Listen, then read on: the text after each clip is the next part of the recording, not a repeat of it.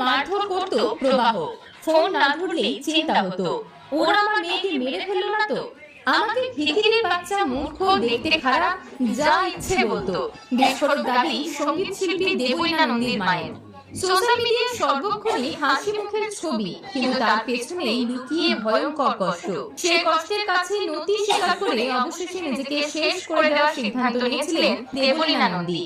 আপাতত তিনি হাসপাতালে চিকিৎসাধীন। দেবলীনার মা জানান, ভালোবেসে বিয়ে করেছিল প্রবাহকে, কিন্তু বিয়ের পর থেকে শারীরিক এবং মানসিক নির্যাতনের শিকার দেবলীনা।